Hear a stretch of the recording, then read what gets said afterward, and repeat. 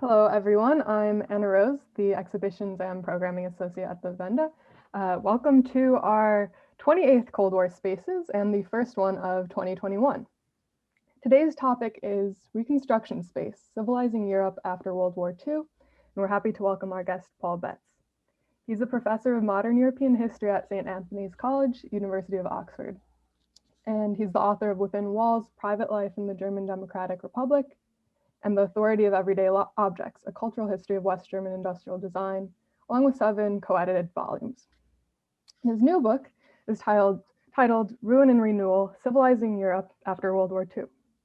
He was also the co-curator of the exhibition On Alignment and Tito and Africa, which was on view at the Wende in 2019. So we're happy to welcome him back today.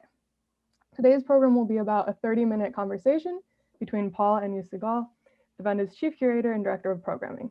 After that, we'll leave about 15 minutes for a Q&A, so please get your questions ready to put in the Q&A box at the bottom of your screen during that time. We appreciate everyone's questions, but please keep them short so that we can get to as many as we can, so no longer than a sentence or two. For any other comments or discussion, please use the chat box, and as we're getting started, it's always nice to see where people are tuning in from. And just a reminder, there's a blue box next to the chat box, and switch that to panelists and attendees so that everyone can see, not just the panelists. We'll be posting the recording of today's program on our Vimeo page, where you can find the recordings of all of our past virtual programming. And lastly, I'd like to thank Susan Horwitz and Rick Feldman for generously supporting discussion series at the Wende and our virtual programs.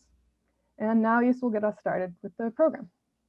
Okay, thank you very much, Anna Rose. And Paul, welcome to the series Cold War Spaces. Great to have you. Thank you. A great pleasure to be here. Right. And I would say, so we are discussing your new book, Ruin and Renewal, which is all about the concept of civilization after the Second World War in Europe. And what a moment to do that, exactly 1 week after the riots in the Capitol, and at the very moment the House of Representatives in the United States is discussing the second impeachment of President Trump. So we'll return to that at the end of our conversation, I guess. But first of all, as mentioned, your book is about the concept of civilization, both in Western Europe and Eastern Europe, but also the European colonies. And you make clear that it's an analytical term that covers a very broad field of aspects. You mention, where do I have it? Compassion and etiquette, cultural identity, world civilization. So what inspired you to use this concept, this tricky concept of civilization, to analyze post-war Europe? Well, I guess, like a lot of books, this one was driven by a sense of slight dissatisfaction with the way post-45 European history has been written. Now, this may seem a little odd to some of you, given there have been a slate of really, really impressive and excellent books on post-45 European history, including Tony Judd's magisterial work. But even that book, like others, in a sense, ignored a range of things I thought were actually very, very important that have been left out, including issues of empire, religion, decolonization, race, multiculturalism. So this was an effort to try to address those issues, but not one in which it was about just adding these themes and stirring, but actually trying to think of, in a sense, putting Europe in a much broader international and global context. Now, for me, I identified the theme of the crisis of civilization as a kind of way into this topic. Now, for a number of us, I imagine this is a little bit odd, because civilization is one of those terms, of course, we love to hate, in that it's justifiably so. It's tied up with associations of 18th century elitism, 19th century imperialism, kind of war, expansionism, and kind of social engineering projects of all kinds. We associated with the language of Samuel Huntington, the clash of civilization. And it's become, of course, very recently, 21st century politics, one that's very closely associated with kind of dangerous racist politics, recent efforts to defend this idea of kind of white civilization. Think about the online manifesto from the terrorist who killed a number of people in the mosque in Christchurch, New Zealand, was talking about doing so in the name of white civilization. So it's a term that's a very dangerous one. It's one that's drifted to the right wing. And this is an effort to try to understand how it was used after 1945, because the term was everywhere after 1945. Lots of different groups and interests, organizations were using it as a way of describing the kind of reconstruction of Europe. And so that was an effort to kind of return our attention back to this kind of wide open sense after 1945, when in a sense, civilization was a kind of custody battle over the heritage of Europe, and was often associated with, which is slightly surprising to us today, often associated with issues of peace and progressive and even left-wing politics. So that was an effort to kind of restore kind of the broader story of what civilization meant and could be as part of the reconstruction of Europe. Right, but the examples you mentioned now are mainly focused on civilization with a capital C, if you will. But actually in your book, you also discuss civilized behavior and things like that. And before we go into actual historical examples, I want to ask you, what were the methodological issues you had to deal with in describing a concept that is so broad and so hard to pinpoint? I mean, one thing that really struck me in the beginning was just how many people were using the term. So this would range from anybody from, warmongers to peaceniks to preservationists to kind of liberal modernizers, scientists to humanitarian aid workers, and even like Christian conservatives and Eastern European communists, and then of course imperialists and then anti-imperialists. So the trick was then to try to, in a sense, identify a number of case studies. And so I end up coming up with 9. I think originally I had something like 30, 35 chapters, which would have taken me another. Doesn't surprise me at all. And so I really kind of worked hard to find, I think, the kind of 9 case studies that kind of illuminate this problem in terms of different subject groups, different actors, in terms of trying to understand what they meant by this. Now, I was also very, very keen early on not to make this an intellectual history exclusively. I didn't want to have it where it's a story of intellectuals just talking or philosophizing about the crisis of civilization after 1945. Many people did that, and people have written about that. I wanted to, in a sense, move it from the world of ideas and discussion into the world of actions and initiatives. And so I was, in a sense, trying to see how civilization became a set of concrete examples in the world, ranging from humanitarian aid relief to the building of modern welfare states, to urban planning, to archaeology projects. And so the trick was really try to impose a kind of conceptual control by identifying what I felt to be a set of case studies that would then kind of reveal the different and various aspects as people were trying to understand what they meant by the re-civilization of Europe after 1945. Right. So during the war, there was a kind of Allied consensus that the fight was all about defending civilization against barbarism. But of course, at the start of the Cold War, that started to shift and to evaporate.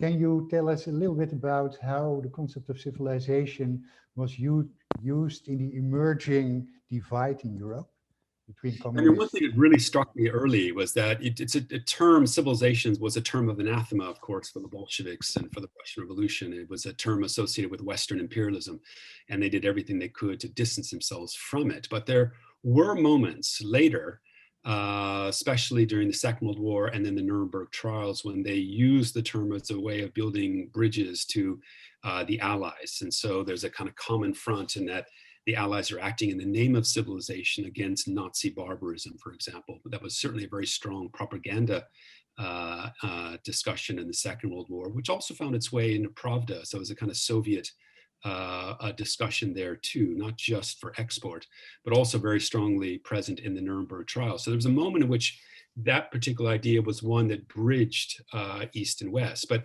it's certainly true that, as you say, that particular that kind of connections quickly dissolved with the Cold War. And part of the main reason it did so was the issue of religion.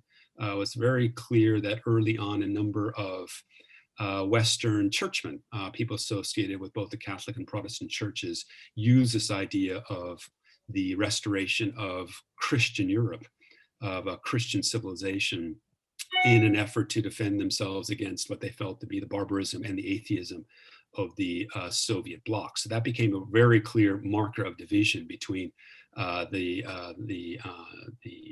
different sides of the Cold War divide in terms of the religion versus the atheism.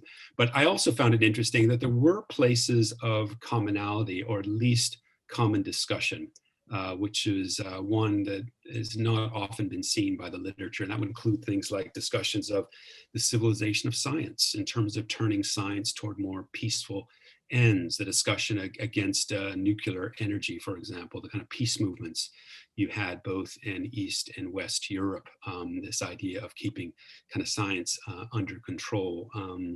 Also the construction of mass housing and kind of welfare states, public health, issues of etiquette books, which are actually very, very strong in the East as well in terms of the kind of everyday behavior, the decorum, the decency, the manners of citizens coming out of the war experience in both the East and the West. And the kind of common trend was also anti-Americanism, this idea of trying to fend off what they felt to be the dangers of American civilization in a defense of Europe. So there were kind of common threads and common points that surprisingly actually linked up across the Iron Curtain. Right. And let's talk a little bit about American civilization, or Western civilization. I was wondering whether historians like Oswald Spengler and Arnold Toynbee in the first half of the 20th century, with their moving away from the nation state and towards larger, mostly religiously conceived civilizations, impacted the thinking in terms of larger civilizations during the Cold War? Spengler, in a funny way, doesn't have quite the kind of reputational resurrection after 1945, but Toynbee certainly did.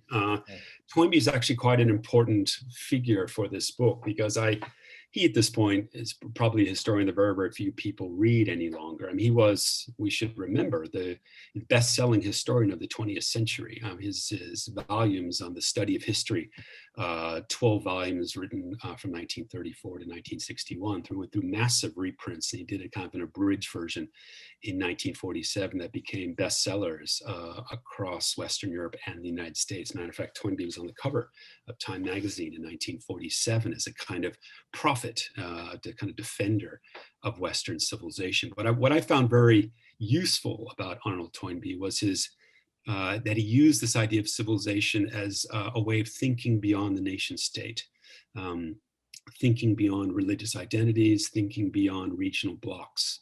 And so civilization for him was a way of, in a sense, moving out from the kind of organization of the world into nation states and Cold War blocs after 1945, to think outside and beyond those particular borders. So he was a very, very kind of important figure, I think, in working that through. And of course, he also had an enormous reputation in the 50s and 60s, invited in the Middle East, and many people were keen to hear about his idea of Islamic civilization, for example.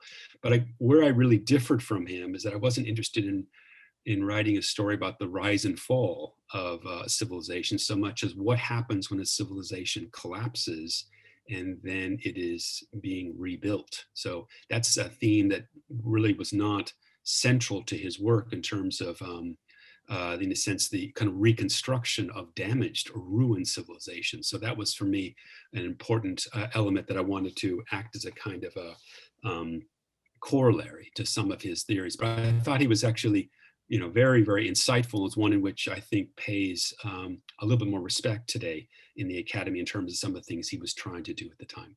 Right. So many people who studied history in the United States or Western Europe have gone through reference books about Western civilization. You make the point that those books are actually also voicing the Western perspective in the Cold War. So they have a very clear ideological basis. Can you explain that? Which books you mean? Like the general handbooks about Western civilization. Oh, yes. I mean, especially, of course, in the United States. I mean, I certainly was a product of those Western civilization courses in college. I think many of us did. I mean, the course start in the 1920s as an effort to help returning soldiers get a sense on the role of the United States in world history, to in a sense give them a kind of moral and intellectual framework for a new world. And so that was one that was started at places like University of Chicago and Columbia University. And by the 1950s, those courses had been popularized and almost universalized across the academy in the United States. And I always found those courses interesting because the point of the course was in a sense that the United States was now taking the kind of moral and political baton from Europe as a kind of new defender of the West. But these were not, in a sense, nationalist courses so much as they were ones that were affirming the place of the United States in a new kind of Cold War order. So that was, in a sense, interesting. And I think that 1950s and 50s, 60s sense about the institutionalization of these Western civilization courses was, in a sense, a kind of corollary to the Truman Doctrine and this idea that the United States is now acting as a kind of military and economic umbrella for Western Europe, and the Western civilization courses then became a kind of explanatory model in terms of the role or the relationship between the United States and Europe. So those courses were actually very, very important. What's interesting, of course, in the 1980s is that those particular courses really come under fire as part of the kind of culture wars with the, if you remember, the kind of Reagan era Secretary of Education, William Bennett, kind of railing against what he felt to be the political correctness of multiculturalism and the assault on the Western civilization canon. And you had books like Alan Bloom's The Closing of the American Mind, in which it was this, this kind of horror that Voltaire was being replaced by Toni Morrison, let's say, on the Western civilization syllabus. So these become very important kind of 80s cultural wars about the identity of the United States and its place in the world. So those kind of Western civilization courses were quite interesting. And those culture wars, of course, were more virulent and rougher in Western Europe in the 1980s, but they were essentially campus cultural wars in the United States in the 1980s. Right. So let's talk a little bit more about the dark sides of Western civilization. Speaking after 1945 about the European powers trying to regain their colonies, and you write, I'm quoting you, the colonial wars in British Kenya, the Belgian Congo, the Dutch East Indies, Portuguese Angola, and French Algeria were not only stories of brutal imperial violence and eventual loss of empire, they were also referenda on the myth of European civilization. So let me ask you, how did civilization turn from an argument in favor of colonialism into an argument to fight colonialism? That's a good question. I mean, throughout the book, I really try to keep the two elements of the so-called civilizing process in tension, which is civility and violence. And that's there all the way through. So in a sense, you do have moments in which the civilizing process was linked to liberal and leftist causes, but of course it was also linked to very kind of right-wing and conservative ones as well. And that particular moment you're referring to, where I found it very interesting to discover how these colonial powers, Belgium, Britain, France, Portugal, how they try to defend their colonies at the United Nations in the 1950s and 60s, at a moment in which the world is changing a great deal, a kind of era of decolonization. But it's interesting to watch these figures and come forward and defend their case using essentially just brushed over language from the 19th century, the idea of the civilizing mission, the idea of uplift, idea of overcoming savagery and correcting the so-called barbarism in the colonies. So it was a real disconnect between a lot of these mid-20th century imperialists and the world that's happening around them. Now, some are savvy enough in the sense they realize that the language of civilization has now become politically incorrect, and they kind of reboot this in the language of development. That in a sense becomes a different way of talking about the civilizing mission.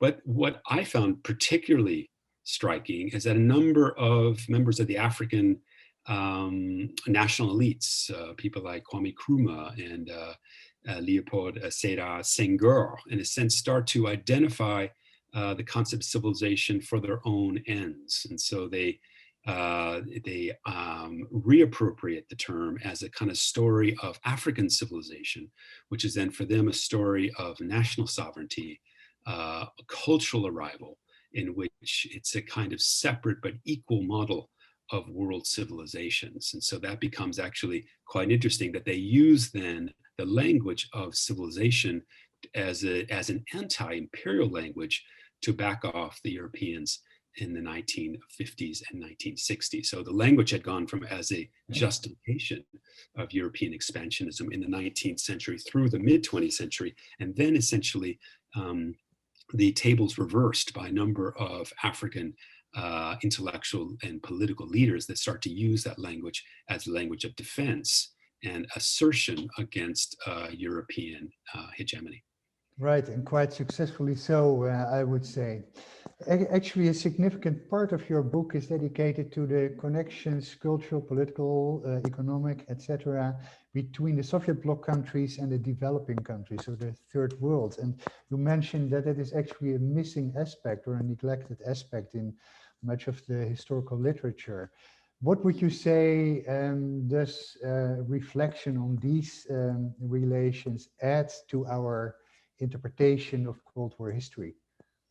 I try to think about how the idea and the concept of civilization was being summoned by members of both the first, second, and third worlds. And Right. this relationship between the second world, and we kind of forget that term, that's essentially kind of modernizing Eastern Europe, and the third world, meaning Africa and Asia, is a kind of forgotten element of Cold War relations. And so I focus in particular on Eastern European African relations. Now, we know most of that story and that huge kind of thrust from the Soviet Union and Eastern Europe into Africa in the 1960s in the name of development, in the name of modernization, as Eastern Europeans are interested in extending a hand toward newly decolonized African and Asian nations. And that's quite well known. And they send a number of people to Africa, let's say in the 60s, that are engaged in various modernization projects, urban planners, architects, people building hospitals, schools,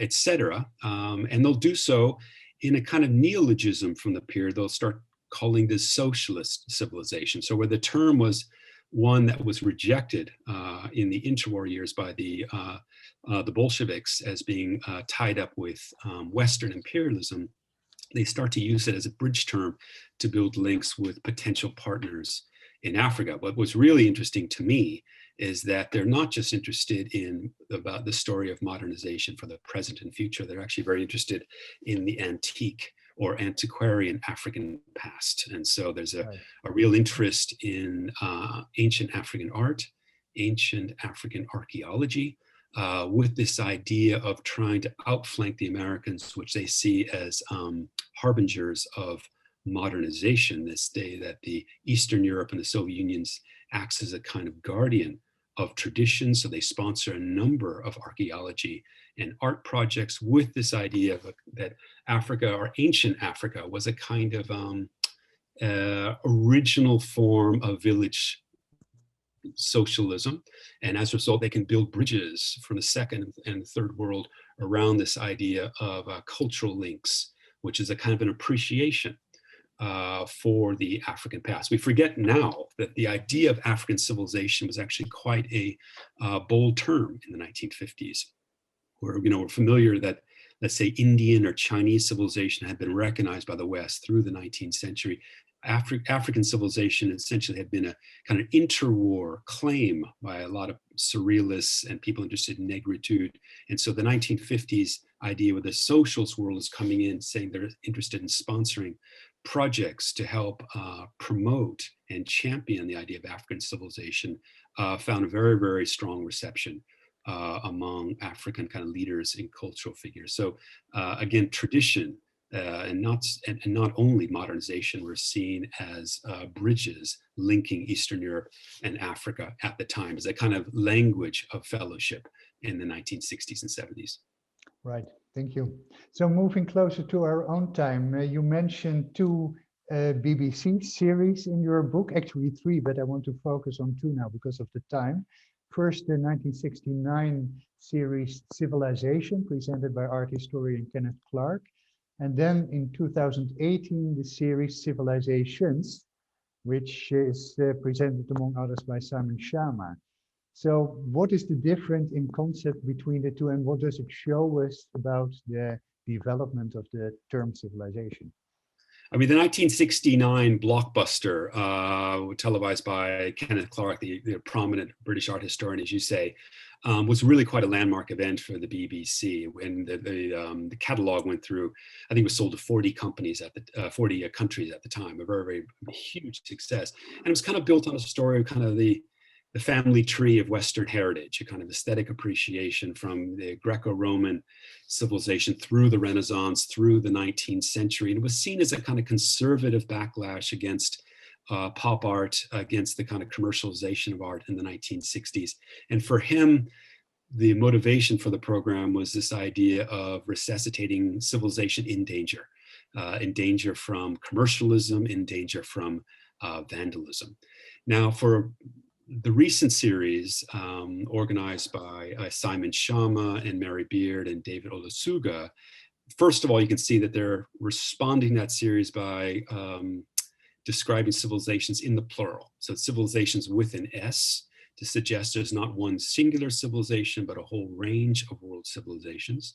They were also very keen to make the story much less Eurocentric, less male, less elitist, and was much more a story of kind of sharing and kind of hybridities across cultural borders. I think is a very strong kind of UNESCO idea of kind of story of cultural borrowings that's there for the most part unacknowledged. But where I think they do share commonalities with Kenneth Clarke was this idea also that civilization is in danger. The series opens, as some of you might remember, with the destruction of Palmyra.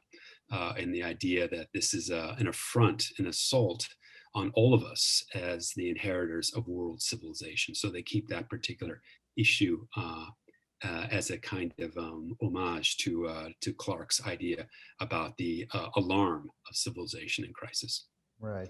So this sounds a little bit like a progressive turn in the use of the concept, but at the same time, you also describe a conservative turn since the 1970s, where the concept of civilization is more identified with things as Christian values and eventually even white supremacist ideas. So maybe since it's almost 12:30, let's bring that to the point and ask your view on where we are in terms of civilization, given the images we saw last week, Wednesday, at the Capitol building, and how that relates to this more right-wing turn of the concept. I think that particular right-wing iteration of the civilization crisis in many ways a response to immigration. That was certainly the case in Europe in the 1960s, with a range of African nations then moving, people from the ex-colonies moving to Western and Eastern Europe as students, as laborers, and there was a huge reaction then against the presence of these people. Then the language they start to use, a kind of defense of the majoritarian culture against what they feel to be these dangerous minorities. It's something that was already happening in the colonies in places like South Africa, Rhodesia, where they start to use this language of kind of a militant white civilization under assault from the kind of majority indigenous cultures around them. That, I think, kind of boomerangs back to Western and Eastern Europe in the 1970s and 80s as a kind of rejection of the dream of multiculturalism. And I think it's something that's a very, very strong thread in how the idea of civilization drifts from the left and the center to the right. The left no longer is interested in the terms, they're more interested in languages of rights, justice. Civilization then is essentially taken by the right as a way of defending their own identity. We've seen a lot of that. You saw 9/11, for example, is the idea of Western civilization under assault. We've seen that recently with Viktor Orban talking about the defense of Europe's Christian civilization. Trump has not been shy about this. He gave a speech in 2017 in Warsaw, in which he mentioned the word civilization 8 times. And even actually, I just kind of noticed the New York Times, as part of the kind of forgotten element of the January 6th debacle, there was a group called the Red States Secession, in which they actually say on their website, if you're not prepared to use force to defend civilization, then be prepared to accept barbarism. So even some of the rioters Westerners were in a sense invoking the language of civilization to justify their own violence in insurrection. So the term is completely drifted then to the radical right in the name of kind of race and kind of a white supremacy under threat. Now, I guess the book is in many ways to show that was not the case from the 40s to the 1970s, but it certainly has been the case for the last 20, 30 years. There are certain issues, recent trends to show that's under or being questioned. People are talking about civilization in a much broader sense. For example, the idea of planetary civilization in crisis with the epidemic. So there are different ways that people are trying to identify the term, but it's certainly, for the most part, at this stage at least, one that's been kind of dangerously associated with right-wing politics. Right. Thank you very much. And we are going to the Q&A parts right now. If you have questions, please put them under the Q&A button, not under chat, because that's where I'm looking. And the first question is from William Kuhl. You discussed Arnold Toynbee and Alan Bloom. What are your thoughts on Carol Quigley's analysis of the evolution of civilizations and his later tragedy and hope in terms of the West revitalizing itself? Is this a recent? I don't know this book very well. I just saw a reference to it actually quite recently. Okay. I mean, does the person want to give a slight explanation? Because there've been a whole range of popular histories, essentially from the kind of 50s and 60s, about this idea of an effort to strengthen and steel the resolve of the West. But that particular book, I don't know very well. Okay. Yeah. So waiting for other questions, I have another one for you in the meantime, and that is about the role of UNESCO. You mentioned it already. UNESCO at some point had projects, a big project of a multi-volume world history based on respect for all world cultures. Can you tell us a little bit about what kind of project that was and why it failed eventually? I mean, UNESCO plays quite an important role. It's the subject of one of the chapters because it becomes the international organization that's interested in devising a workable idea of world civilization. They think this is the way out of the dead end of xenophobic nationalism and racism, that in a kind of in a post-fascist world, to affirm what it is we have in common. So they then embark on the world's largest history project. I mean, there were hundreds of historians involved in this. UNESCO had national chapters in every country, but all the rough drafts were sent to them. The Vatican was involved in this. So it was something that was started in the 1940s and wasn't actually published to the 1960s because so many people were involved in it.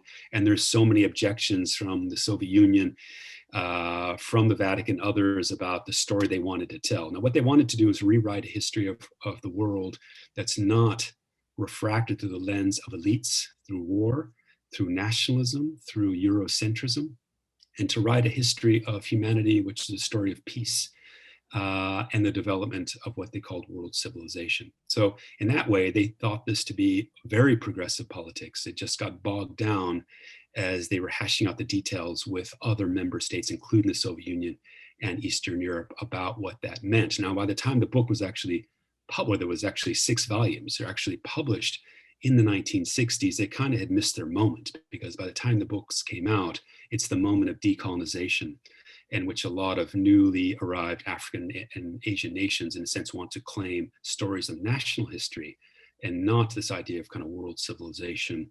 And so in that way, what was very progressive in the 1940s, a kind of post-national, post-European idea of world history, sounded very regressive in the 1960s, being still a story coming from its national headquarters in Paris.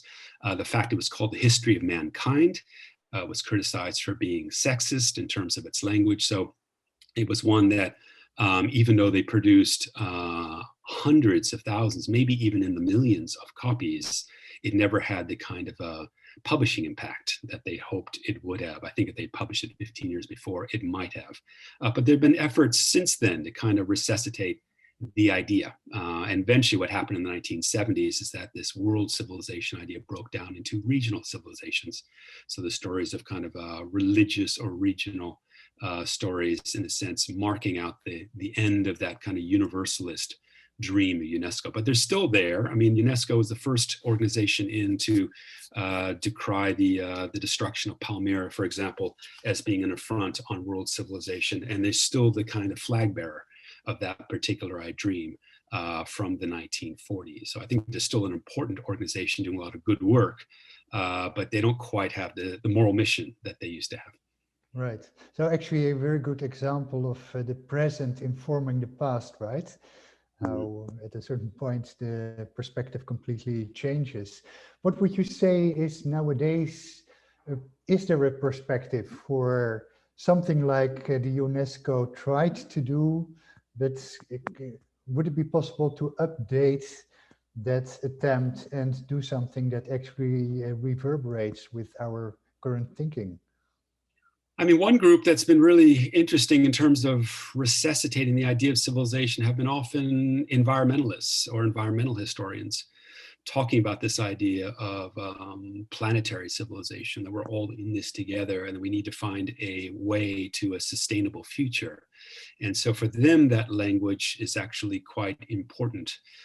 So you certainly have groups, academics, activists, that have been keen on kind of recovering the term for its story of kind of peace and progress and sustainability.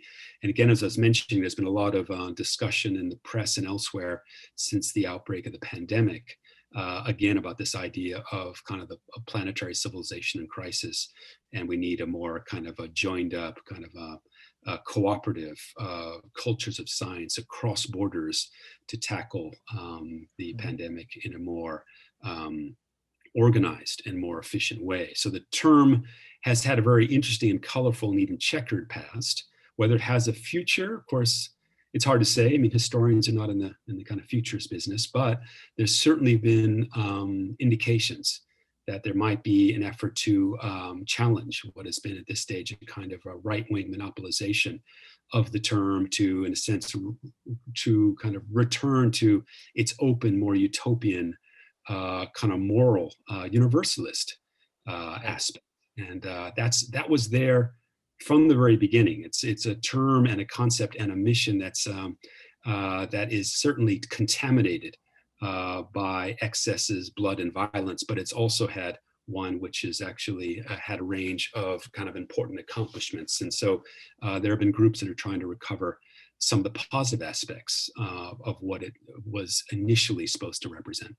Right, I feel there might be a future role for you here. We have some more questions. Esther Elliott asked, can you tell more about the Russian interest in Africa's past and how they used that history?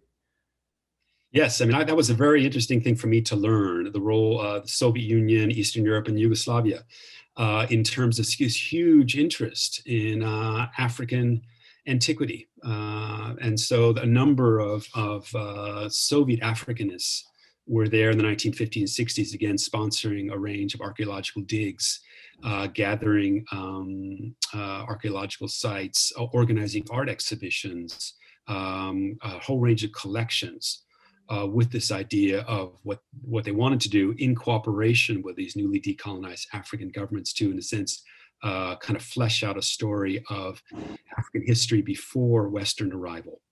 And they were very, very keen as a way of kind of building bridges. And again, sometimes this was kind of ideologically heavy in trying to discover a kind of original communism in the African village. But a number of them realized that that message would be too heavy-handed and wouldn't be attractive. And they were just interested in this idea of helping these African governments rediscover their own past and help them build museums in the name of promoting what they felt to be a long overlooked and denigrated, at least in the eyes of the West, idea of African civilization. So the Soviets, Eastern Europeans, and Yugoslavs play a very, very important role. And UNESCO is actually quite important here because they act as the international organization that mediates these particular groups. They hold lots of symposia, conferences, exhibitions in which they've got representatives from Eastern Europe and Western Europe and number of people from Asia and Africa around the table, the idea of conceiving of exhibitions and projects with this broader story of world civilizations. The Soviet Union and their Eastern European partners play a very, very important role in helping helping us gain a much stronger recognition and knowledge of African and Asian civilizations, especially very, very old ones. Right. And speaking about museums, we have a question here from Fred Dewey. How should we look at the arc that goes from the actions of cultural recovery of objects by figures like Hannah Arendt after the Second World War and others, to the battles over monuments and origin countries asking to take back museum collections such as the Elgin marbles, African sculptures, Melrose thefts, etc. today? How do we handle this delicate process in the light of right to culture? And can the culture versus civilization or civilization argument be turned in our favor? That's a complex I'm not question. sure at the end about whose favor, but that's certainly been a very, very important place where a lot of these issues have been hashed out. And of course, you know, it sounds like your questioner has been following these issues. Some of the Berlin museums, for example, have elected to give back all of their, essentially their colonial plunder back to where they belong, back in Africa and Asia. So that's been done in the name of kind of repatriation of these cultural objects, often the name of national sovereignty. As far as I know, it's not really been, civilization's not been invoked as the key term here, unless people talk about, let's say, an idea of Egyptian civilization or African civilization. So it's one in which it comes from the indigenous group that essentially wants their stuff back justifiably. And so there's been no effort, as far as I can see, from the British, French, Dutch, Germans to, in a sense, defend their claims in the name of that language. It's one in which they say that they can often take better care of these objects, or it's one based on tradition and custom. But I think with time, I would imagine these objects will be returned to the countries of origin. But that's still a pending issue. And the Elgin marbles is, of course, a long one. But I imagine all these things eventually would be worked out. But that became one of the interesting trends in the 1970s. You had a number of radicals in the African museum world that were essentially writing their letters and petitioning to retrieve what they felt to be rightfully their own objects. So that became, in a sense, part of the kind of breakdown of that idea of universal world civilization. It became one in which it was seen much more along regional and national lines, and the reclamation of the objects was a sign then of kind of national sovereignty.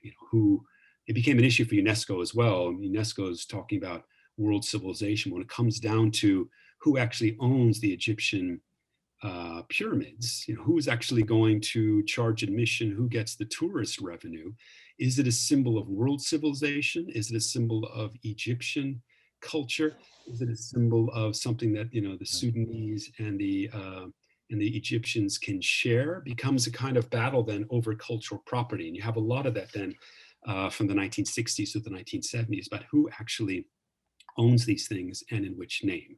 So in a sense, what I'm trying to do in the book is, in a sense, talk about these, what you would call the contest for civilization, these custody battles for this particular heritage, but it's one that really explodes in the 1970s in terms of it's very, very unclear, especially in a post-imperial setting, who actually owns these things and under what justification are they still staying in European museums. Right. I think we have time for one final question, which is from Riccardo Zanettini. Can we talk about new colonialism these days when we look at the way China and other countries or private corporations are economically taking over many natural resources, rich countries around the world, including Africa and South America? Again, it depends on who you talk to, but it certainly is an enormous amount of Chinese investment, minerals and lots of other things in places like Africa. I mean, the Chinese, unlike their kind of European forebears, generally bring their own labor teams in to do a lot of their work. So it's one in which it doesn't seem to have quite the exploitative kind of labor organization on the ground that we're used to in terms of kind of classic late 19th, early 20th century imperialism. But a number of people, of course, are comfortable describing this as a new form of colonialism. I'd never read anywhere that the Chinese are expanding in the name of Chinese civilization, though it's not to say that it doesn't happen. But certainly when we're talking about, let's say, the occupation of other areas, Tibet and elsewhere, that often, sometimes that language does surface. Now, again, I'm not an expert on Asian culture in any way, but the term is still kind of a live one. And the Chinese have generally seen it as a dangerous term of Western imperialism, though in the last 15, 20 years, this idea of kind of Sinocentrism and a defense of Chinese civilization is also something that's been kind of strongly muted. So we'll have to kind of see as we move through the 21st century in terms of what kind of legs the term actually has as a kind of fighting term of identity formation and the defense of foreign encroachment. That's generally the way it's been seen, but we'll see. So you can see it can range from, let's say, environmentalists, the way they understand our planet in crisis. It can be used in very kind of old-fashioned kind of national disputes about cultural artifacts. It can also be one in which newly expansionist countries, Russia, China, may be using that language as a way of justifying their own kind of military designs. Right. Well, Paul, I want to thank you very much for sketching such a wide and fascinating panorama. It was great to have you in the series. Thank you. Thank you very much for inviting me. So next week, our next interview is actually not on Wednesday, which is Inauguration Day, but on Thursday, 12 o'clock. It's in the series Art Past Present with Afrofuturist multimedia artist Chell Barber. I love her work. I hope you can join us. And as always with Art Past Present, I will be joined by co-host Farah Karpetian. Hope to see you next week and stay safe. Bye-bye.